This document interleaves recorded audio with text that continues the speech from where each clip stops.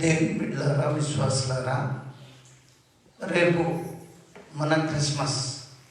ఇది ప్రపంచమంతా జరుపుకునే క్రిస్మస్ పండుగ. చాలామంది చాలా రకాలుగా క్రిస్మస్ పండుగను జరుపుకుంటారు, ఆచరిస్తారు. కొంతమంది సెమీ క్రిస్మస్, కొంతమంది స్త్రీల క్రిస్మస్, కొంతమంది హ్యాపీ క్రిస్మస్, కొంతమంది ఐక్య క్రిస్మస్ అని రకరకాలుగా జరుపుకుంటారు. కానీ నేను ఒకటి చెప్తాను, మనుషులు కల్పించిన పద్ధతులు దైవోపదేశాలని బోధిస్తారు. ఈ వాక్యాన్ని సెమీ క్రిస్మస్ అనేది లేదు, ఐక్య క్రిస్మస్ అని లేదు, స్త్రీల క్రిస్మస్ అని బైబిల్లో లేదు. కానీ వీళ్ళు టైటిల్ అది పెట్టుకొని మరి ఆయా సంఘాల్లో, ఆయా స్కూల్లో అక్కడక్కడ ఈ ప్రోగ్రాం చేస్తున్నారు. నిజంగా దేవుణ్ణి ఆరాధించి పూజించి ఆయన వాక్యాన్ని అనుసరించి గైకొనడం చాలా ప్రాముఖ్యమైనటువంటి విషయం. ఇప్పుడు ఆ క్రిస్మస్లే కాదు నేను చెప్పేది. ఇలా నేను చెప్పే అంశం అందరూ గమనించండి, గ్రహించండి. ఈ క్రిస్మస్ అందరి క్రిస్మస్, ఒక సెమీ క్రిస్మస్ కాదు, స్త్రీల క్రిస్మస్ కాదు, ఒక యూత్ క్రిస్మస్ కాదు. చాలామంది టైటిల్స్ పెట్టుకొని బ్యానర్స్ కట్టుకొని బాగా గ్రాండ్గా చేస్తారు. ఆరాధించే ముందు, మనం దేవుని ప్రార్థించే ముందు వాక్యాన్ని కూడా పరిశీలించి చూసుకోవాలి. ఇది ఒక యవనస్తులది కాదు, స్త్రీలది కాదు, ఇది ప్రజలందరి క్రిస్మస్. ప్రతి సంఘంలో మనం అందరము నేర్చుకోవాల్సింది, వాక్యానుసారంగా తెలుసుకోవాల్సింది ఈ క్రిస్మస్ అందరి క్రిస్మస్. ఒకసారి బైబిల్స్లోకి, వాక్య భాగంలోకి వెళ్దాం. లేఖనాలు చూడండి. లూకా సువార్త 2వ అధ్యాయం 10వ వచనం చూడండి. ఆ దూత భయపడకుడి, చూడండి, ప్రజలందరికీ కలగబోవు మహా సంతోషకరమైన సువర్తమానము నేను మీకు తెలియజేస్తున్నాను. ఇది ప్రపంచ పండుగ ఈ క్రిస్మస్. అన్ని పండుగలు ఆయా రాష్ట్రాలను బట్టి, ఆయా ప్రాంతాలను బట్టి జరుపుకుంటారు. కానీ యేసు ప్రభువు జన్మించిన దినాన్ని క్రిస్మస్ పండుగగా మనం ఆచరిస్తున్నాం, పాటిస్తున్నాం. ఇది దేవదూత పరలోకం నుంచి వచ్చి ఎవరికి చెప్తుంది? ఈ వర్తమానం గొల్లలకు చెప్తాను. మళ్ళీ ఒకసారి చదవక వచ్చిన. అయితే ఆ దూత భయపడకుడి, ఇదిగో ప్రజలందరికీ కలగబోవు నేను ప్రజలందరికీ కలగబోయే మహా సంతోషకరమైన సువర్తమానము నేను మీకు తెలియజేస్తున్నాను. ఇది ఒక స్త్రీల క్రిస్మసా? ఇప్పుడు మీరే చెప్పండి. ఇది ఐక్య క్రిస్మసా, సెమీ క్రిస్మసా? ఇది ఎవరి క్రిస్మస్? ప్రజలందరికీ అని దేవదూత చెప్తుంటే, మనుషులమైన మనం దీన్ని డివైడ్ చేసి, దీన్ని భాగించి, విభజించి, ఇది స్త్రీల క్రిస్మస్, యూత్ క్రిస్మస్, ఇంకా సెమీ క్రిస్మస్, ఇంకా ఐక్య క్రిస్మస్, ఇట్లనా? అందుకే మనం దేవుని వాక్యాన్ని పాటిస్తున్నామా, అనుసరిస్తున్నామా లేదా యోచించుకోవాలి. దేవదూత క్లియర్గా చెప్పింది, ఈ క్రిస్మస్ ప్రజలందరి క్రిస్మస్. అవునా? నేను చెప్పడం కాదు, వాక్యాన్ని కూడా పరిశీలించండి, కళ్ళు తెచ్చి చూడండి, చదవండి. ఇది ప్రజలందరికీ కలగబోయే మహా సంతోషకరమైన క్రిస్మస్. కానీ చాలామందికి ఈ సంతోషం అందుబాటులో లేకపోతుంది. కొత్త బట్టలు వేసుకోవడం సంతోషం అనుకుంటారా? కొత్త బట్టలు వేసుకొని కిందికి మీద చూసుకొని లిప్స్టిక్లు పెట్టుకొని మనము చర్చికి రావడం సంతోషమే అనిపిస్తుంది. కానీ అస్సలైన సంతోషం హృదయం నుండి పొంగి రావాలి. యేసు ప్రభువు నీ పాపం కొరకు ఈ లోకానికి వస్తుంది. ఆ రక్షకుని చూసే భాగ్యం మీకు నాకు కలగాలి. ఇక్కడ చూడండి, ఈ సువర్తమానము ఎవరికి వచ్చింది? గొల్లలకు వచ్చింది. ఇది గొల్లల క్రిస్మస్. ప్రజలందరూ క్రిస్మస్ అని వాక్యం చెప్తున్నా కదా, ఇది గొల్లల క్రిస్మస్. ఎట్లా గొల్లల క్రిస్మస్? ఒకసారి చూడండి బైబిల్స్ ఉన్నవారు. గొల్లలాగా దావీదు పట్టణంలో నేడు రక్షకుడు మీ కొరకు పుట్టినాడు. చూడండి, నేను మీకు ఒకటి జ్ఞాపకం చేస్తా. రక్షకుడు లేకపోతే నీ జీవితం వ్యర్థం. నువ్వు ఎంత చదివినా, ఏ స్థాయిలో ఉన్నా, నీ జీవితానికి ఒక రక్షకుడు అవసరం. పాపంలో నుంచి రక్షించడానికే యేసు ప్రభు ఈ లోకానికి వచ్చాడు. ఏ మనిషిని తడివి చూసినా, ఏ మనిషిని మనము నిదానించి చూసినా, పాపం అనే రోగం ప్రతి మనిషికి ఉన్నది. మీలో పాపం లేని వాడేవాడు మొదటి ట్రై ఇమ్మన్నాడు యేసు ప్రభు. ఏ గుండెను తడివి చూసినా చూపుల్లో పాపమే, తలంపుల్లో పాపమే, క్రియల్లో పాపమే, చేతుల్లో పాపమే. అందుకే మనల్ని నశించిపోతున్న మన కొరకు యేసు ప్రభు ఈ లోకానికి వచ్చాడు. ఈ సువర్తమానము దేవదూతలు పరలోకంలో నుంచి మరి ఫస్ట్ ఎవరి దగ్గరికి వచ్చింది? గొల్లల దగ్గరికి వచ్చి, గొల్లలారా, దావీదు పట్టణంలో నేడు రక్షకుడు మీ కొరకు పుట్టి ఉన్నాడు. ఆయన పేరు ఏంటిది?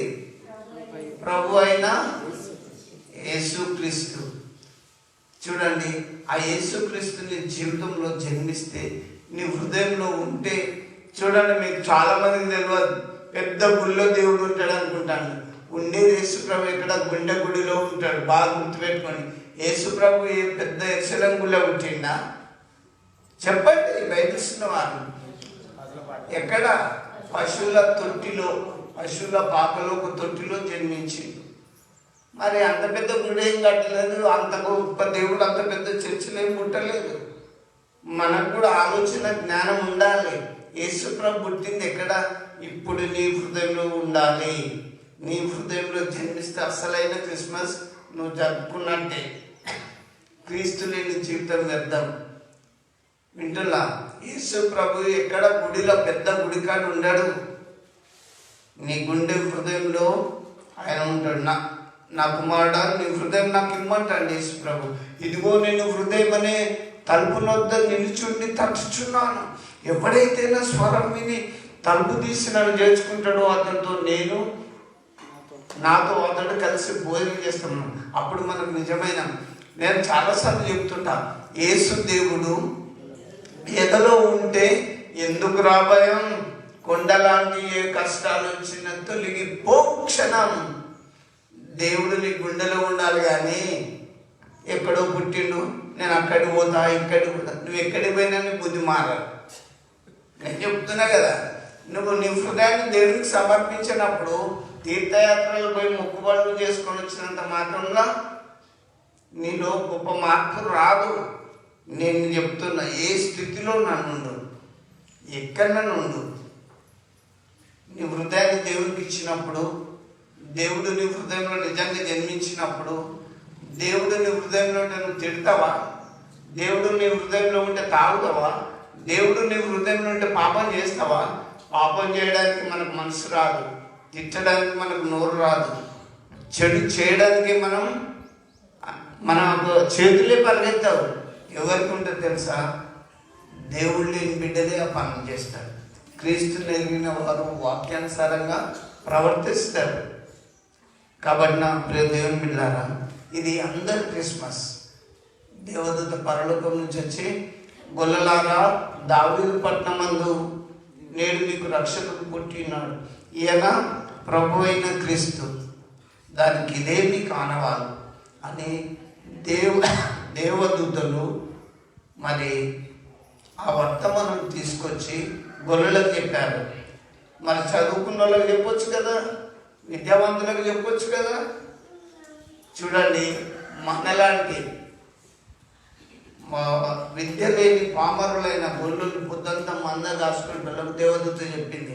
మనం ఇప్పుడు ఈ రోజుల్లో బాగా చదువుతాం, స్కాలర్స్ అవుతాం, పండితులం అవుతాం, బాగా అంత మేధావులం అవుతాం, బాగా పరిశుద్ధాత్మ వచ్చింది. ఆ గొల్లులు చూసిండు దేవదూత. నువ్వు చూసినావా? డైరెక్ట్ ఇట్లా కళ్ళు తెరిచి ఒకసారి చూడండి, వాక్యంలో ఎంత దిగజారిపోయినామో.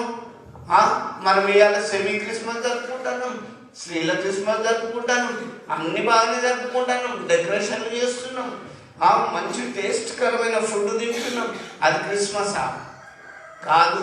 క్రీస్తు నిజంగా నువ్వు చూసి క్రీస్తును ఆరాధిస్తే అసలైన క్రిస్మస్. క్రీస్తును ఆరాధించడమే క్రిస్మస్. తెలుసా?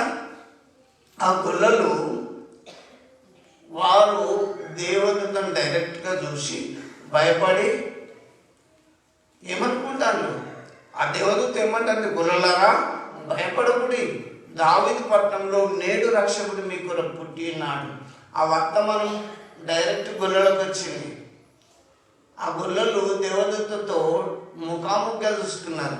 బైబిల్ చదివే పండితులం, పెద్ద బిషప్లం, రెవరెండ్లం కానీ డైరెక్ట్గా దేవదూతను చూసిందా అని అడుగుతున్నా. అప్పుడే గొల్లలకే కనబడితే ఇప్పుడు కనబడట. మనం ఆల్మైటీ గాడ్, సర్వశక్తుడైన దేవుడు, గొప్పగా ప్రసంగాలు చెప్తాం. ఆ వచనాలు ఇక్కడి నుంచి అక్కడి నుంచి తీసి చెప్తాం. కానీ నిజంగా నువ్వు దేవదూతను చూసావా? బిలాము దేవుని బిడ్డలను శపించడానికి వెళ్తుండు. దేవదూత దూషణ ఖడ్గం పట్టుకొని ఉన్నది మార్గంలో, గాడిద మీద వెళ్తుంటే మీకు అది జ్ఞాపకం చేస్తున్నా. అయినా కూడా ఆయన కళ్ళు తెరవబడలేదు. బిలాం సేవకుడే, దేవుని నెరిగిన వాడే, బాగా ముమ్మారు. ఇప్పుడంటే ఆటోలు, స్కూటర్లు, మోటార్లు, కార్లు లేకపోవడానికి. అప్పుడు బిలాము దేవుని బిడ్డలను శపించడానికి గాడిదని ఎక్కి ప్రయాణం అయిపోతుండు. నీకు డబ్బులు ఇస్తా, నీకు ధనం ఇస్తా, నువ్వు ఆ ఇశ్రాయేలీయులను ఎదగకుండా శపించమని బాలాకు చెప్తాడు. ప్రయాణమై వెళ్ళిపోతుండు. ఆ సమయంలో దేవుడు ఎక్కడి ఉంచిండు? దూతను మార్గంలో ఉంచిండు. ఈ గాడిద దేవదూతను చూసింది, కానీ బిలాం చూసిందా? బైబిల్ చదువుతున్నావు, వచనాలు బాగానే చదువుతున్నావు, రెఫరెన్స్లు బాగానే వచ్చు, కానీ ముఖాముఖ్యాన్ని దేవునితో సన్నిహిత సంబంధం ఉండాలి. అసలు క్రిస్మస్ రోజు లేకపోతే ఇప్పుడు నీ హృదయంలో జన్మించాలి. ముఖాముఖ్యా నువ్వు దేవుని చూడకపోతే ఇప్పుడు చూడాలి. నువ్వు ఎన్ని క్రిస్మస్లు చేసుకున్నా, ఎన్ని ఏళ్ళు, 30 ఏళ్ళు, 50 ఏళ్ళ క్రైస్తవులు అయినా వేస్ట్.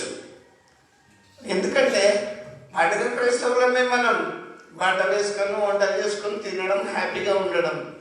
ఈ పండుగ క్రైస్తవులు కావాలి. ఇలారా క్రీస్తుని చూసి క్రీస్తుని ఆరాధించే క్రైస్తవులుగా మీరు ఉండాలి.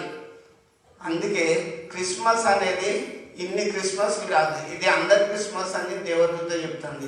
ప్రజలందరికీ కలగబోయే మహా సంతోషకరమైన శుభవర్తమానం ఇది. వింటున్నా, అది చెప్పింది నేను కాదు, దేవదూత పరలోకంలో నుంచి వచ్చి ఫస్ట్ గొల్లలకు చెప్తే ఆ గొల్లలు ఏం చేస్తుండ్రు? వాళ్ళు ఏం చేసింది చూడండి.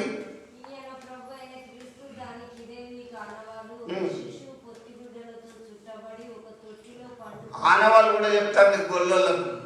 ఒక శిశువు పొత్తిగుడ్డలతో చుట్టబడి ఒక తొట్టిలో పండుకొని మీరు చూసేదారు. మీరు బెత్లెహేమ్ దగ్గర వెళ్ళి చూడండి అని చెప్పి గొల్లలకు కరెక్ట్ ఆనవాళ్ళు చెప్తాను. ఈరోజు మనం బైబిల్ చదివే బిడ్డలమైతే, ప్రార్థించి ఆరాధించే బిడ్డలమైతే, బిడ్డ ఆ తొవ్వకు వెళ్ళకని దేవుడు చెప్పడా? అది అక్కడ అపాయం ఉన్నది, అటు వెళ్ళొద్దని దేవుడు చెప్పడా? అందుకే నీ పనుల భారము దేవుని మీద ఉంచు. అప్పుడు నీ ఉద్దేశం నీ అంతా కూడా సఫలమైపోతుంది. దేవుడు నీకు తోడై ఉంటాడు. రక్షకుడే కదా పుట్టింది మన కొరకు. గొల్లలారా మీరు వెళ్ళండి. ఆనవాళ్ళు, వాళ్ళకి చదువు రాదు. ఇప్పుడు మనం ఎవరికన్నా సిటీకి పోవాలంటే వాళ్ళ ఇల్లు ఎక్కడ, వీళ్ళు ఎక్కడ అని వెతుకుతూ ఉంటాం. కానీ కరెక్ట్ అడ్రస్ చెప్పి దేవదూత గొల్లలతో మాట్లాడింది. బైబిల్ చదువుతున్న మనం, ప్రార్థిస్తున్న మనం, దేవాలయానికి వస్తున్న మనం ఎప్పుడైనా దేవదూతలను చూశారా? విద్య లేని పామర్లు గొల్లలు మాత్రం చూసి దేవదూతలతో మాట్లాడారు. వారు ఏమనుకుంటా పోతాను చూడండి. ఇంకా కంటిన్యూషన్ చేయి.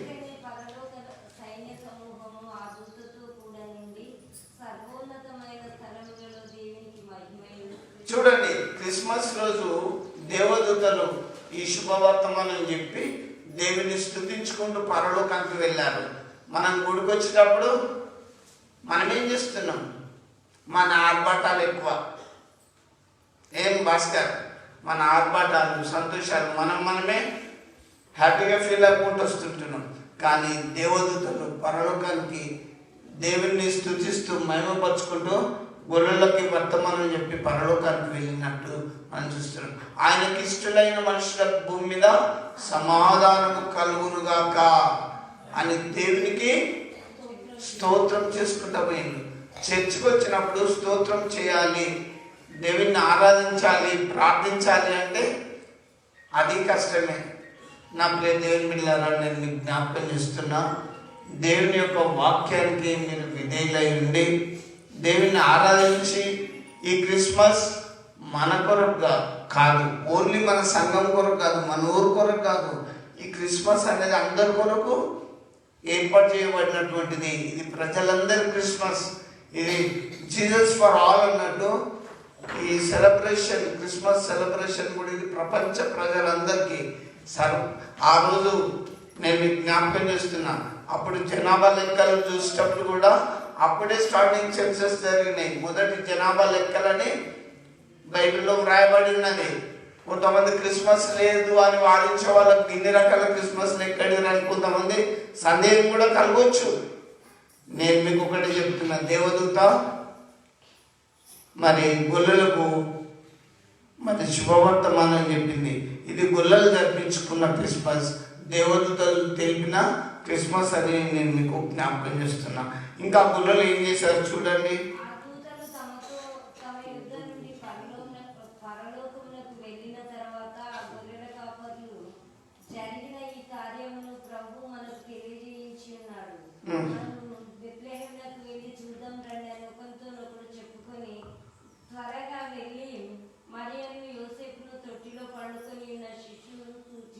చూడండి ఆ గొల్లలు ఏం చేసిండ్రు, అరే దేవదూతలు మనకి వర్తమానం చెప్పారు, మనం ఇప్పుడు ఎక్కడి దాకా వెళ్దాం, బెత్లెహేము దాకా వెళ్ళి ఆ శిశువును చూసి వద్దామని చెప్పి ఆ మందలను అక్కడే వదిలిపెట్టి గొల్లుళ్ళు పోయి తొట్టిలో పడుకొని ఉన్న మరియను, జీసస్ను, మరియను, యోసేపును చూసి వాళ్ళు వచ్చారు. చూడండి, క్రిస్మస్ రోజున నువ్వు క్రీస్తుని చూడకపోతే ఎట్లా? దేవుడు ఆత్మ కనుక ఆయనను ఆరాధించేవారు ఆత్మతో సత్యంతో ఆరాధించాలి. నేను మీకు ఒకటి జ్ఞాపకం చేస్తాను. ఇప్పుడు బాబు గాలి కనబడుతుందా? మరి ఉన్నదని చెప్తాం కదా, చల్లగా వస్తుందని స్పర్శ. దేవుడు ఆత్మ కనుక ఆయనను ఆరాధించేవారు ఆత్మతోటి సత్యంతో ఆరాధించాలి. నిజంగా నేను మీకు చెప్తున్నా, నువ్వు నిజంగా విశ్వాసమైతే, క్రీస్తుని ప్రేమించే బిడ్డవైతే, నీ యొక్క జీవితంలో దేవుడు నీ రక్షకుడిగా నువ్వు అంగీకరిస్తే నువ్వు ప్రార్థన చేయి, దేవా ఈ సమస్య నుంచి నాకు విడిపించు, నువ్వు రక్షించడానికి ఈ లోకానికి వచ్చినవని ప్రార్థన చేయి. దురాత్మ శక్తులు, రోగం శక్తులు, బలహీనతలు, ప్రతి సమస్య దేవుడు తీయడానికి సిద్ధంగా ఉన్నాడు. అసలు మీరు క్రీస్తును ఆరాధించకుండా కుశపెదవులతోటి మనుషులు కల్పించిన పద్ధతులు దైవోపదేశంలోనే ఆరాధించుకుంటుంటే మీరు అసలైన ఆరాధన చేసిన వాళ్ళు కారు. ఇక్కడ గొల్లలు ఏం చేశారు? దేవదూత చెప్పినట్లు వారు బెత్లెహేము దాకా వెళ్ళి తొట్టిలో పండుకొని ఉన్న ప్రభువును చూసి వారు ఏం చేసి వచ్చుకుంటూ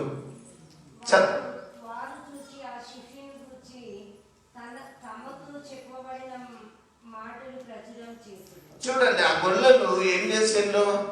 తమతో దేవదూతలు చెప్పిన సంగతులు ప్రకటించుకుంటూ వచ్చింది. అరే మేము అంత దేవదూతలను చూసినాం, మేము దేవదూతలను చూసినాం, బెత్లెహేములో యేసుప్రభు పుట్టిండట. మీరు చెప్తానులా, గుడికి వస్తాను, పాటలు పాడతాను, మ్యూజిక్లు పెట్టుకుంటాను, సంతోషంగా తింటాను, హ్యాపీగా వెళ్ళిపోతాను. ప్రకటించిండు వీళ్ళు. అవునా? ఆ గొల్లలు చేసిన పని ఏంటిది? మేము యేసుప్రభును చూశాము, ఆయన లోక రక్షకుడు, దేవదూతలు మాకు చెప్పిండు అని ప్రకటించుకుంటూ వస్తే పల్లె పల్లె, గల్లి గల్లి, ప్రపంచం అంతా స్ప్రెడ్ అయింది గొల్లలు చెప్పిన విషయాలకి. ఇలా తమ్మడపల్లిలో దేవుని స్వార్థ అందిందంటే అప్పుడు వాళ్ళు ప్రకటించారు. వింటున్నా, ఏ మారుమూల పల్లెటూళ్ళనన్నా తీసుకోండి, ప్రభుత్వాలు కూడా యాక్సెప్ట్ చేస్తున్నాయి. నేను మీకు జ్ఞాపకం చేస్తున్న ప్రపంచ పండుగ ఇది. ప్రపంచంలో జరుపుకునే అందరి పండుగ క్రిస్మస్. వింటర్లా దేవదూతలు తీసుకొచ్చి గొల్లలకు చెప్తే గొల్లలంతా వాడ వీధిలో వాళ్ళు ప్రకటిస్తే ఇది ప్రపంచ పండుగ అయిపోయింది. అయ్యా పాస్టర్ వైంటే నీ వాడ, నీ ఇల్లు, నీ పిల్లలే మారారు, ఏం చెప్తున్నాం? చూడండి, క్రిస్మస్కు క్రీస్తుని ఇంట్లో జన్మించి క్రిస్మస్ రోజు క్రీస్తును ధరించి నువ్వు ఆయనను కలిగి ఉంటే నీ జీవితం ఆనందమైపోతుంది. ఇప్పుడు నేను ఏమని చెప్తున్నా, ఈ క్రిస్మస్ సెమీ క్రిస్మస్ కాదు, ఐక్య క్రిస్మస్ కాదు, స్త్రీల క్రిస్మస్ కాదు, ఇంకా అంతేనా? ఐక్య క్రిస్మస్ కాదు, హ్యాపీ క్రిస్మస్ కాదు, ఇది ప్రజలందరికీ హ్యాపీనిచ్చే క్రిస్మస్, అందరికీ సంతోషకరమైన సువార్తమానం, నా ఒక్కరి కాదు. అందుకే ప్రియులారా, ఇది అందరి క్రిస్మస్. కొంతమంది క్రిస్మస్ మాత్రం కాదు, కొన్ని జాతులకు మాత్రం కాదు, ఇది ప్రపంచం అంతట్లో ఉన్న అందరి క్రిస్మస్. అందుకే ఇది ప్రపంచ పండుగని మరొకసారి కూడా మీకు తెలియజేస్తూ దేవదూతలు చెప్పిందని మీ అందరికీ నేను తెలియజేస్తున్నా. ఇది అందరి క్రిస్మస్ అని దేవదూతలు గొల్లలో క్లియర్గా చెప్పింది. అయితే ఇక్కడ ఇంకొకటి కూడా నేను మీకు షార్ట్గా చెప్తున్నా. వీళ్ళు ఏం చేసేండ్రు, సాక్ష్యం ఇచ్చుకుంటూ ప్రకటించుకుంటూ వాడవాడ తిరుక్కుంటూ వచ్చే వరకు ఈ వార్త మన ఊరు దాకా వచ్చేసింది. అవునా? లేకుంటే మనం ఆరాధించే వాళ్ళు ఉన్నాయా? ఆరాధించప్పుడు క్రీస్తు పుట్టిండని మనకేం తెలుసు? కాబట్టి క్రిస్మస్ ప్రియులారా, ఇది అందరి క్రిస్మస్ అని నేను మీకు జ్ఞాపకం చేస్తున్నాను. ఇంకొకటి, ఇది జ్ఞానుల క్రిస్మస్.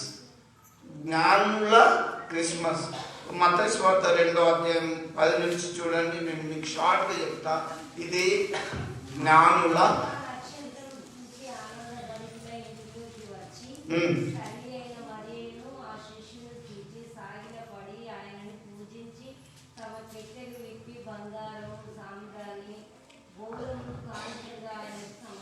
చూడండి, ఇది జ్ఞానుల క్రిస్మస్ అని నేను మీకు చెప్తున్నా.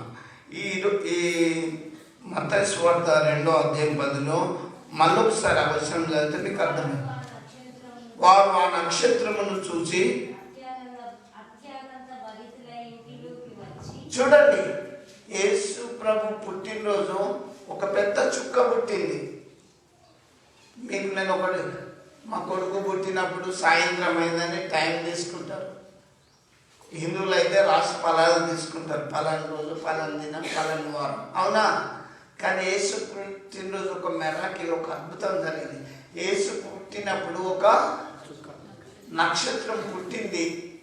ఆ నక్షత్రంను ఖగోళ శాస్త్రజ్ఞులైన జ్ఞానులు ఆకాశంలో పరిశీలించి, ఒక రాజు పుట్టిన సచ్చిన అంత పెద్ద చుక్క పుడుతుందని వాళ్ళు పరిశీలించి ప్రభుని దర్శించే వరకు 2 years అయితే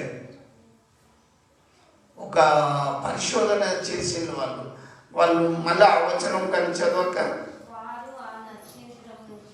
వారు ఆ నక్షత్రమును చూచి, ఇప్పుడు జ్ఞానులు హ్యాపీ క్రిస్మస్ చేసుకుంటారు కదా, అత్యానంద భరితులు. చూడండి, నేను మీకు ఒకటి, మీకు సంతోషం కావాలంటే యేసు ప్రభు మీ ఇంట్లో పుట్టిందంటే సంతోషం కదా. మీకు ఒక వర్తమానం, ఒక బిడ్డ కొడుకో పుట్టిందంటే మీకు చాలా హ్యాపీగా ఫీల్ అయిపోతారు, అవునా? లేదా పరీక్షలో పాస్ అయిందన్న హ్యాపీగా సంతోషంగా, మరి ఉద్యోగం వచ్చిందంటే మరీ సంతోషంగా ఫీల్ అయిపోతారు. కానీ నిన్ను రక్షించడానికి యేసు ప్రభు పుట్టిందంటే ఇంకెంత ఆనందం. ఎందుకు చెప్పనా, మనం నిలువెల్లా చూసినా ఏదో ఒక పాపం మనలో ఉంటుంది. ఆ పాపాన్ని పోగొట్టడానికే యేసు ప్రభు ఈ లోకానికి వచ్చింది. సంతోషం కాదా? అందుకే మనం హ్యాపీ క్రిస్మస్ అనవచ్చు. దీన్ని ఏ మందులు వాడినా పాపం పోదు, ఏ టాబ్లెట్లు వేసుకున్నా పాపరోగం పోదు. పాపం పోవాలంటే యేసు ప్రభుని రక్షకునిగా నువ్వు అంగీకరించి బ్యాప్టిజం పొందాలి. అప్పుడు నిజమైన హ్యాపీ క్రిస్మస్ జరిపించుకున్నట్టే. అయితే జ్ఞానులను తీసుకుంటే వారు అత్యానంద భక్తులై ఆ ఇంటిలోకి వచ్చారు. చదవక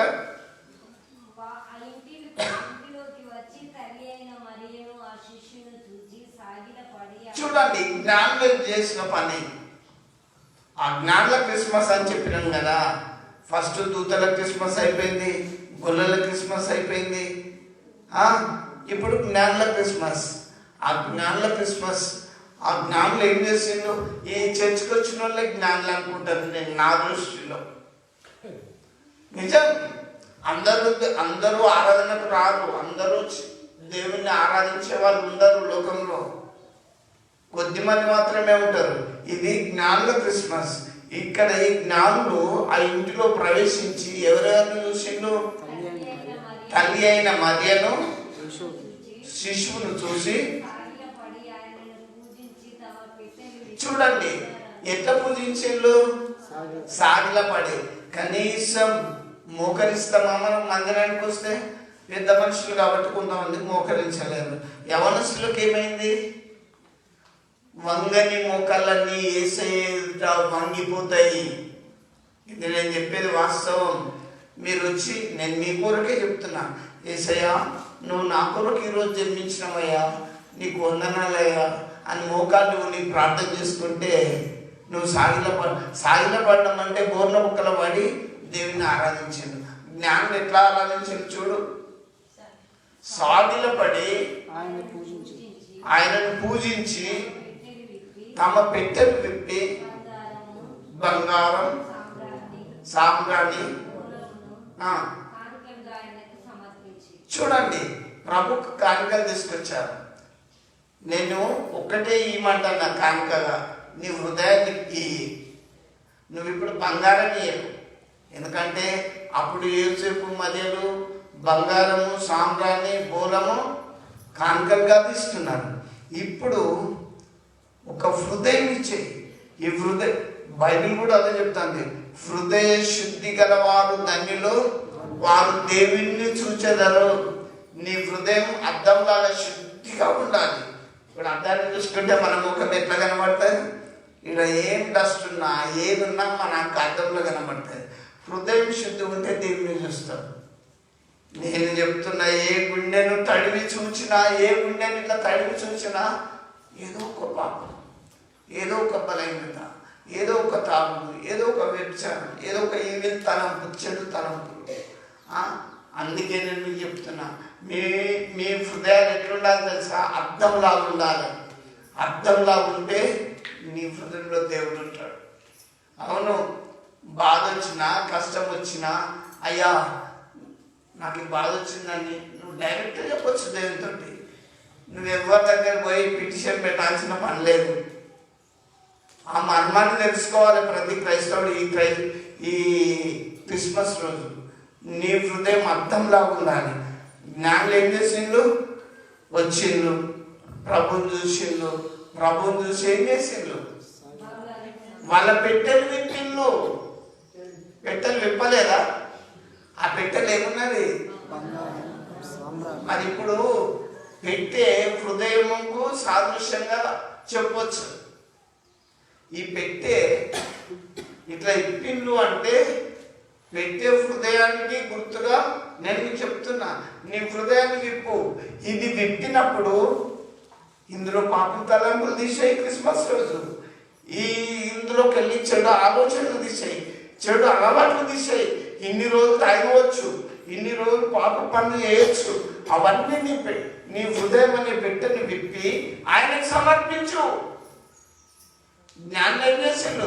పెట్టెని విప్పి బంగారం, సాంబ్రాన్ని ఆయనకు సమర్పించండు. లైవ్ వింటున్న బిడ్డలారా, వాక్యం వింటున్న వాళ్ళారా, నీ హృదయాన్ని విప్పు, ప్రభుకు సమర్పించు హృదయాన్ని. దేవుడు ఉండేది పెద్ద గుళ్ళో కాదని మళ్ళీ చెప్తున్నా. దేవుడు ఉండేది ఎక్కడ తెలుసా? ఈ హృదయం. బైబిల్ వాక్యం చెప్తుంది, నేను వారిలో నివసించి సంచరించదను. దేవుడు ఉండేది చాలా మంది మర్మం తెలియదు. దేవుడు ఎక్కడో ఉంటాడు, పరలోకంలో ఉంటాడు అనేది కాదు. నేను వారిలో ఉండి సంచరించదను. దేవుడు మీ గుండె గుడిలో ఉంటాడు, ఈ హృదయంలో ఉంటాడు. అందుకే దీనిలో పాపం ఉండొద్దు. నా ప్రియ దేవుని బిడ్డలారా, దయచేసి తెలుసుకోండి. ఈ క్రిస్మస్ రోజు ఇది అందరి క్రిస్మస్ కాబట్టి జ్ఞానులైతే ప్రభును ముఖాముఖిగా చూశారు. ఇప్పటి నేటి క్రైస్తవులు ప్రభును ముఖాముఖిగా చూస్తలేరు. కానీ కానుకలు ఇస్తారు, పాటలు పాడతారు, అన్నీ చేస్తారు. ఆ జ్ఞానులైతే ముఖాముఖిగా చూసి తమ పిట్టలు విప్పి ఏం చేసిండ్రు? బంగారం, సామ్రాణి, బోలం ఆయనకు కాంతగా ఇచ్చింది. ఇప్పటి వాళ్ళు ఏం చేస్తుంది చెప్పనా?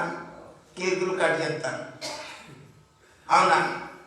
కేకులు కట్ చేసి వీళ్ళే తింటారు. ఇది ఎంత మనం దిగజారుతామా, మరి ఆరాధిస్తున్నామా? బర్త్డే అని చెప్పి కేకులు తెస్తాం, ఇది క్రిస్మస్ అని కేక్ కట్ చేసుకొని తింటాం. బైబిల్లో లేదు కదా ఆ పద్ధతి. ఉందా చెప్పు? జ్ఞానులు చేసిన క్రిస్మస్ ఎట్లున్నది? జ్ఞానులు తమ పిట్టలు విప్పి బంగారం ఇచ్చింది. నువ్వేమో కేక్ తెచ్చుకొని ప్రభు పేరు చెప్పి కోసుకొని తింటావు. ఏంటండి ఇది? అందుకే మనము వాక్యానికి భిన్నంగా ఉంటున్నామా, యథార్థంగా వాక్యానుసారంగా నడుస్తున్నామా లేదా గమనించండి. ఇక్కడ వీరు ఏం చేసిందంటే తమ పిట్టలు విప్పి బంగారాన్ని ఇచ్చింది. ఇప్పుడు నువ్వు బంగారం ఇయ్యకు. బంగారము దేని గుర్తు? ఒకసారి చెప్పగలరా? బంగారం దేని గుర్తు? సామ్రాణి దేని గుర్తు? బోలం దేని గుర్తు? యాజకత్వానికి బంగారం దైవత్వానికి గుర్తు, బోలం మరణానికి గుర్తు.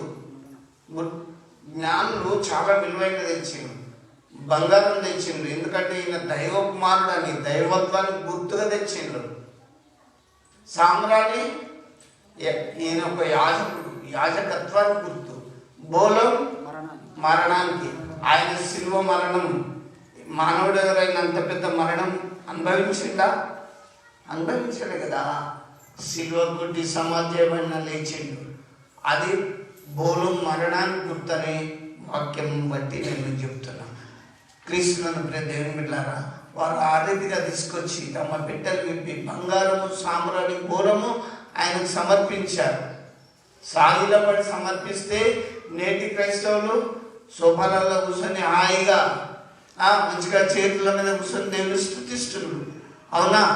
ఎంత దూరం అయిపోయినాం దేవుని వాక్యానికి. మరి అనుకూలంగా మనం ఉంటున్నామా లేదా ఒకసారి యోచించుకోవాలి. క్రిస్మస్ ఇంకా కంటిన్యూషన్ చేయక సమర్పించిండు. ఆ బంగారము, సామ్రాణి, బోలం సమర్పించింది కదా. తర్వాత ఏ రోజు వద్దకు వెళ్ళవద్దని నేను చెప్తా. వాళ్ళు 3 వస్తువులు తీసుకొని సమర్పించింది. నువ్వేం సమర్పిస్తున్నావు? కనీసం నీ హృదయాన్ని సమర్పించు. ఈరోజు ఈ క్రిస్మస్ రోజు నీ హృదయాన్ని సమర్పించు. దేవా, నా హృదయాన్ని ఇస్తున్నా. నేను ఏ పాపం చేయకుండా, ఏ చెడు తలంపులు లేకుండా నీతిగా యథార్థంగా బ్రతుకుతానని డిసైడ్ చేసుకుంటే అప్పుడు నువ్వు నిజమైన క్రిస్మస్ జరుపుకున్నట్టే. నీ హృదయాన్ని దేవునికి ఇవ్వకుండా, నువ్వు సమర్పణ చేయకుండా నువ్వేం జరుపుకున్నా కష్టమే అని నేను మీకు జ్ఞాపకం చేస్తున్నా ప్రియులారా. కాబట్టి వారు సమర్పించుకున్నారు. కాబట్టి మీరు ఖచ్చితంగా సమర్పించుకొని మరి సాగిపోవాలి. చదువు.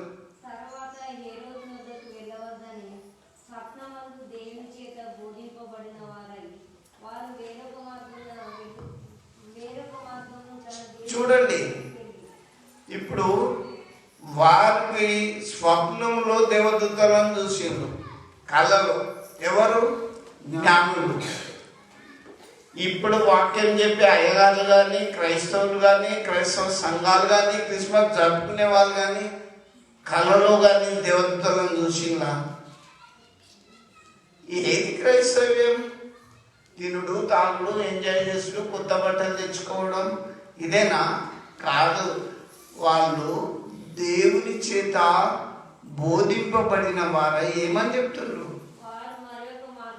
అయ్యా జ్ఞానులారా, మీరు వచ్చిన మార్గంలో వెళ్ళకండి, వేరొక మార్గంలో వెళ్ళండి.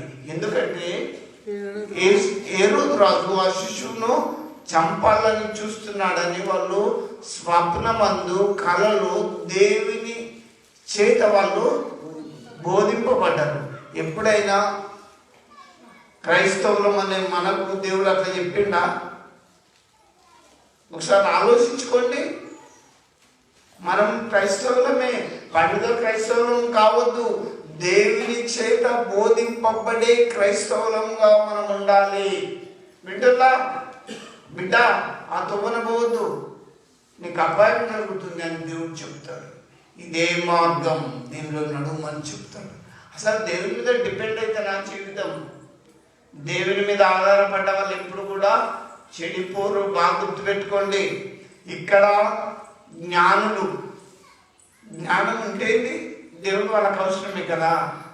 జ్ఞానులే దేవుణ్ణి ఆరాధించి క్రిస్మస్ చేసి ఘనంగా ఆయనను పూజించి ఆయన కానుకలిచ్చి, మరి ఏ రోజు రాజు ఏం చేసింది తెలుసా? జ్ఞానులారా, మీరు వెళ్ళి ఆ శిశువును పూజించి మరలా వచ్చిందని చెప్పండి, నేను కూడా వెళ్ళి నేను పూజిస్తాను. ఏ రోజు రాజు పూజిస్తాడా యేసుప్రభును? ఎందుకు తెలుసా? నా రాజ్యంలో ఇంకోటి పుట్టడం ఏంటి, నేనే రాజును కావాలి. ఒకరికంటే ఒకరు ముందుంటే ఒప్పుకోరు సమాజం, అంతేనా? ఒకరు మంచి చేసిందంటే ఇంకొకరికి నచ్చదు. ఇలాంటి లోకంలో మనం జీవిస్తున్నప్పుడు దేవుడు బోధిస్తాడు. జ్ఞానులకే బోధించాడు, జ్ఞానులారా మీరు వచ్చిన మార్గం నాకు వెళ్ళకండి. ఎందుకంటే ఏ రోజు రాజు ఆ శిశువును చంపాలని చూస్తున్నాడు. ఈ విషయం జ్ఞానులకు దేవుడు బోధించి మీరు వేరే మార్గంలో వెళ్ళండి. దేవుని మీద ఈ క్రిస్మస్ రోజు నువ్వు ఆధారపడి ఉంటే దేవుడు నీకు బోధిస్తాడు. బిడ్డ, నువ్వు ఎందుకు ఏడుస్తున్నావు? నేను బాగు చేస్తా. ఎందుకు ఏడుస్తున్నావు అమ్మా? యేసుప్రభు మాటలు ఎంతో బలాన్ని, శక్తిని ఇస్తాయి. ఇక్కడ జ్ఞానులకు దేవుడు ఆయన దూతని పంపి కలలో పంపి వేరే మార్గంలో వెళ్ళమని చెప్పిండు. నువ్వు నిజంగా దేవుని బిడ్డవైతే దేవుని దగ్గరకు వస్తాడు. నేను మీకు చాలాసార్లు చెప్తున్నా, అవును, దేవుడు తన దూతను పంపి నన్ను ముట్టిండు. మీ అందరికి సజీవ సాక్ష్యమే నేను. దేవుని బిడ్డారా, ఏ అపాయం, ఏ తెగులుని గుడారం రావద్దన్న, లోకం ఎలివేసిన, మన బంధువులు మనల్ని దూరం చేసిన, ఫ్రెండ్స్ అంతా దూరం చేసిన, దేవుడు మాత్రం ఇడువడు, ఎడబాయడు. ఎందుకంటే ఆయనతో సావాసం చేయి, ఆయనతో అనుదినం ప్రార్థన చేయి. మీకు ఇంకొకటి చెప్పనా? రాజు ఏ రోజు రాజు ఏమని చెప్తాడు? ఆ శిశువును చంపాలని చూస్తున్నాడు. జ్ఞానులారా, వేరొక మార్గంలో వెళ్ళండి, మీరు వచ్చిన త్రోవన వెళ్ళకండి అని చెప్పిండు. పాపం యేసు ప్రభు చిన్నప్పుడే ఆయన చంపాలని ఏ రోజు రాజు చూసి ఏమో ఒక ఆర్డర్ పాస్ చేసిండు. శాస్త్రులారా, మీరందరూ ఇట్లండి, తెల్లార వరకు భటులారా, ఈ గ్రామంలో ఉన్న 2 ఏళ్లలోపు చిన్న పిల్లలందరి మెడలను తెగ నరికి చంపివేయండి అని ఆర్డర్ ఇచ్చిండు రాజు. ఎందుకంటే యేసు ప్రభు 2 years లోపు ఉంటాడు, ఆ మందిలో చనిపోతాడు అన్నాడు. కానీ దేవుడు ఏం చేసింది తెలుసా? దావీదు కుమారుడు అయిన యోసేపు, ఇదే రాత్రి నువ్వు వేసినెత్తుకొని ఐగుప్తుకి వెళ్ళిపో. ఏ రోజు రాజు ఆ శిశువుని చంపాలని చూస్తున్నాడు అనగానే మరియ యోసేపులు ఏం చేసింది తెలుసా? చిన్న ప్రభుని పట్టుకొని అదే రాత్రి ఐగుప్తుకు వెళ్ళిపోయి అక్కడే ఉన్నారు. ఎవడు నిన్ను చంపాలని చూస్తున్నా, ఏ మాంత్రిక శక్తులు నీ మీద ప్రయోగం చేసినా అవి వాళ్ళకు ఉదయితాయి. ఏం కాదు, దేవుడు నీకు తోడుంటాడు. చిన్నప్పుడే యేసు ప్రభుని ఏ రోజు రాజు చంపాలని చూసినప్పుడు దేవుడు యోసేపు మరియతో చూటిగా చక్కగా మాట్లాడి, నువ్వు ఐగుప్తుకి వెళ్ళిపో, పారిపోండి ఇక్కడి నుంచి అని చెప్పిండు. దేవుని బిడ్డలారా, నీ పనిని దేవుడు దీవిస్తాడు, మిమ్మల్ని దేవుడు దీవిస్తాడు. దేవుని మీద మీరు ఆధారపడి ఈ క్రిస్మస్ రోజు దేవుని వర్తమానం చక్కగా నీ హృదయంలో నింపుకో. ఇది అందరి క్రిస్మస్. యోసేపు మరియలు ఆ మాట విని తెల్లారి వరకు వెళ్ళిపోయాడు. అక్కడున్న భటులు రామాలోకి వచ్చి చిన్నపిల్లలందరూ మెడలు తెంపేసి చంపేసిండ్రు. రామలో పెద్ద అంగలార్పు, ప్రతి తల్లి రోదన చేస్తుంది, తమ పిల్లల కొరకు ఏడుస్తుండ్రు. చూడండి, నేను మీకు చెప్తున్నా, దేవుని బిడ్డలారా, దేవుడు మీరు నిజంగా క్రిస్మస్ రోజు దేవుణ్ణి కనుక మీరు కలిగి ఉంటే ఏ తెగులు నీ గుడారమో సమీపించదు, ఏ అపాయం రాదు. కాబట్టి ఈ విషయాన్ని గమనించుకోండి. ఇది అందరి క్రిస్మస్ అని జ్ఞాపకం చేసుకోండి. జ్ఞానం వచ్చిన మార్గంలో వెళ్ళక వేరొక మార్గంన వెళ్ళిపోయింది. ఇప్పుడు ఎంతమంది క్రిస్మస్ గురించి చెప్పాను? ఇది ప్రపంచమంతా జరుపుకునే అందరి క్రిస్మస్, అవునా? ఈ అందరి క్రిస్మస్ ఇది ఫస్ట్ ఎప్పుడు జరిపిందంటే క్రీస్తు శకము 353లో పోప్ జూలియస్ అనే చక్రవర్తి మరి డిసెంబర్ 25 క్రిస్మస్ అని ప్రకటించింది. అప్పటి నుంచి మనం ఆరాధించుకుంటున్నాం. ఈ కాలం ప్రతి ఒక్కరు క్రిస్మస్ ఉన్నదా లేదా అనుకుంటాను. 25, 26, 27 ఇట్లా లెక్క పెట్టుకొని 31 దాకా పోయినాక మళ్ళీ తర్వాత 1 జనవరి వస్తుంది కదా. ఇవాళ ఏ సంవత్సరం? 23. ఎట్లా చెప్తావు? ఆ డేట్ని బట్టే కదా మనం చెప్పేది. నువ్వు ఈ నుంచి లెక్క పెట్టుకొని పోయి చూస్తే వారానికి ఎన్ని రోజులు ఉంటాయి? 7. 25 నుంచి లెక్క పెట్టుకొని పో, 8వ రోజు న్యూ ఇయర్ అవుతుంది, మళ్ళీ సోమవారం న్యూ ఇయర్ అవుతుంది. కాబట్టి యేసుప్రభు పుట్టింది చరిత్రకారులు ఆ రీతిగా లెక్క తీసుకొని చెప్తే ఇది రాయబడి ఉన్నదా, ఇది క్రిస్మస్ అనే పేరే లేదు కదా అని వాదించే వాళ్ళకి ఇది ఏ సంవత్సరమో ఫస్ట్ వాడికి చరిత్ర తెలవాలి కదా, అవునా? కాబట్టి ఇది 2023 అని ప్రపంచంలో అందరూ కూడా దీన్ని మనం లెక్కలకు తీసుకున్నాం. క్రీస్తు పుట్టిన కాడి నుంచి కాలం 2గా విభజింపబడ్డది. క్రీస్తు శకం, క్రీస్తు పూర్వం అని. అప్పటి నుంచి చరిత్రకారులు రాసిన దాన్ని బట్టి యేసుప్రభు ఎన్ని సంవత్సరాలు అవుతుంది ఇప్పుడు పుట్టి?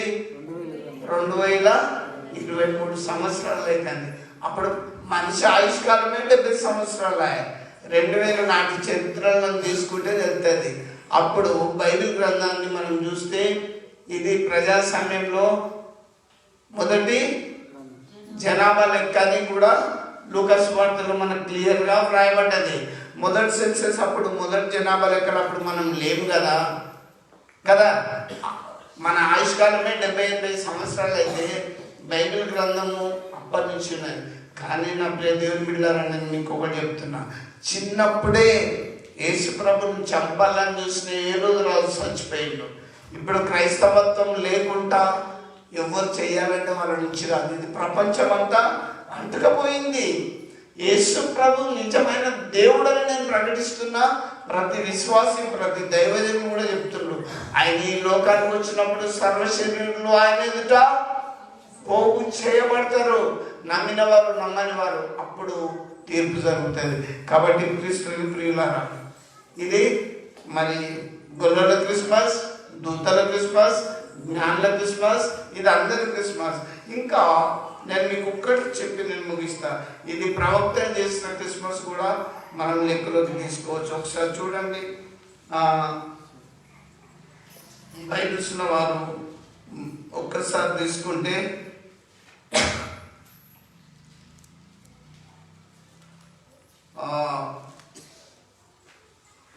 బైబిల్ గ్రంథంలో నుంచి యేసు ప్రభు పుట్టినప్పుడు ఎవరు ఆయనను ఎత్తుకొని ప్రశంసించారో చెప్పగలరా?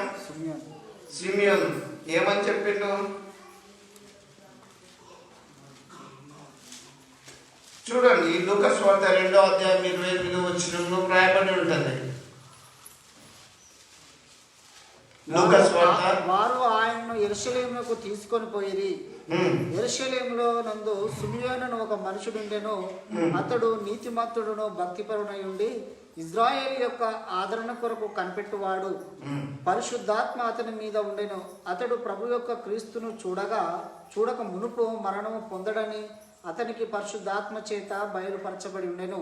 ఆయనకు సిమియోనుకు ముందు ఒక ప్రవచనం చెప్పబడింది. నువ్వు యేసు ప్రభుని చూడకుండా చనిపోవు అని సిమియోనుకు చెప్పబడ్డది. ప్రభును 2 చేతులలో తీసుకొని దేవాలయంలో 8 రోజులు అప్పుడు తీసుకొని ప్రార్థన చేసి, మరియా నీ హృదయంలోకి వెళ్ళి ఒక ఖడ్గం దూసుకొని పోతుంది అని చెప్పి క్లియర్గా ఆయన ప్రవచించినట్టు మనం చూస్తాం. ఇది ప్రవక్తల క్రిస్మస్. అనేక మంది ప్రవక్తలు, అనేక మంది దైవ సేవకులు మరి ప్రభు చూసినట్టు మనం చూస్తున్నాం. హన్నా కూడా అనుదినము దేవాలయంలో ఉండి ప్రభు రాకడ కొరకు ఆయన ఎప్పుడు వస్తాడని కనిపెట్టుకుంటూ ఉన్నది. ఈనాటి క్రైస్తవులు అనుదినం ప్రార్థన చేసే వాళ్ళుగా లేరు. కొద్దిసేపు ప్రార్థన చేయగానే ఎప్పుడు ముగిస్తాడా అన్నట్టు చూస్తున్నారు. నేను మీకు చెప్తున్నాను, ఇది ప్రవక్తల క్రిస్మస్, ఇది గొర్రెల క్రిస్మస్, జ్ఞానుల క్రిస్మస్, ఇది ఆ ప్రజలందరికీ సంతోషమైన హ్యాపీ క్రిస్మస్ అని నేను మీకు తెలియజేస్తున్నా. ఇది అందరి క్రిస్మస్ అని మీకు తెలియజేస్తూ ఈ చిన్న వాక్య భాగమును దేవుడు మీ వినికిడిలో దీవించును గాక. ఆమేన్. ప్రార్థించుకుందాం. జీవం కలిగిన మా తండ్రి, నీకు స్తోత్రం, వందనాలు చెల్లిస్తున్నాం. ఇగో ప్రభువా, ఈరోజు తండ్రి అందరి క్రిస్మస్ను మేము జ్ఞాపకం చేసుకుంటున్నాం. అలనాడు మీ దూతలను పంపి మరి పాటలు పాడి స్తుతించి మిమ్మల్ని గణపరిచారు. గొర్రెలైతే గ్రామం పల్లె పల్లె తిరిగి మీకు సువార్తను ప్రకటించారు. జ్ఞానులైతే వారు వెండి బంగారం సాంబ్రాన్ని పోలాలు మీకు అర్పించారు. అయ్యా, అలాంటి క్రిస్మస్ మేము జరుపుకుంటకు కృప చూపండి. సిమియోను మిమ్మల్ని కన్నులారా చూసి మనసారా ఆశీర్వదించి మీ రాజ్యం వచ్చారు. ఈ లోకంలో ఉన్నప్పుడు మీ రాజ్యం వచ్చే వరకు మీ స్వార్థను ప్రకటించే బిడ్డలంగా మేము ఉండున్నట్లు కృప చూపమని, మీ వాక్యానుసారంగా అనుదినము మా జీవితంలో మీరు జన్మిస్తే దినదినము క్రిస్మస్ అని మేము ప్రార్థించుకునే భాగ్యం దయచేయమని యేసు నామములో ప్రార్థిస్తున్నాము తండ్రి. ఆమేన్.